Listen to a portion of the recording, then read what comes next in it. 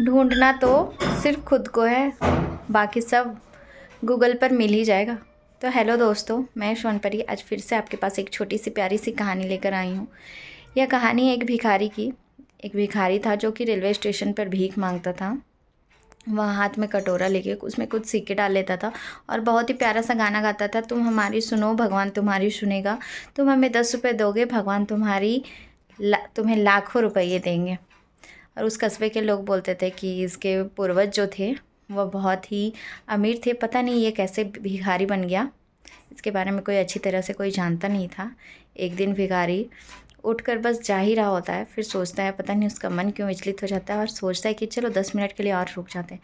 जैसे ही वो 10 मिनट के लिए रुकता है, वहीं ट्रेन से उतरकर एक पैसेंजर आ रहा होता है, बड़ी हड़बड़ी में होता है। अचानक से वह उसके पास रुक जाता है, उसके कटोरों को देख कर रुक जाता है, जेब में हाथ डालता है, 100 के नोटों को गिनने लगता है। वह भिखारी सोचता है काश इसमें से एक ही नोट मुझे देकर चला जाए।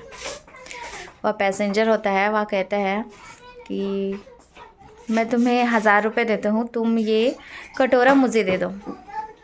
भिखारी खुश हो जाता है और कुछ बोल नहीं पाता है और फिर कहता है कि अच्छा 1000 छोड़ो, 2000 देता हूँ, ये कटोरा बस मुझे दे दो।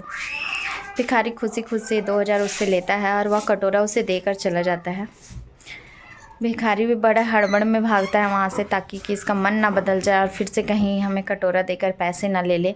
और वह पैसेंजर भी जो होता है वह भी बहुत हड़बड़ में जाता है कि कहीं इसका मन ना बदल जाए और हमसे आकर कटोरा ना ले जाए। बहुत ही हड़बड़ में ट्रेन आती है, ट्रेन में चढ़ता है। जैसे ही ट्रेन खुलती है उसकी सांस जान में जान आ जाती है और कहता है चलो अब तो भिखारी नहीं आएगा। वह ट्रेन में बैठता है और अपने कटोरों को निकालता है। वह कटोरा कुछ आधे किलो का होता है। वह एक व्यापारी होता है जो कि धातु की इसकी बहुत परख होती है और वह धूल से सना हुआ कटोरा सोने का होता है।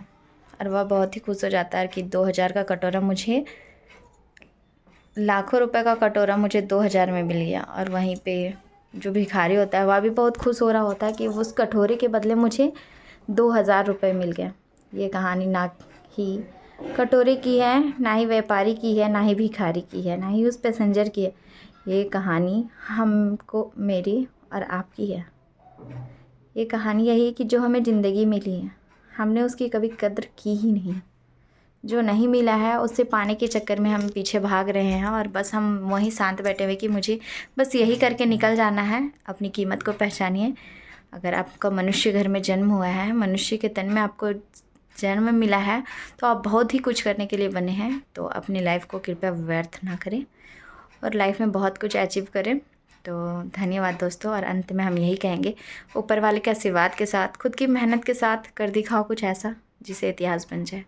धन्यवाद।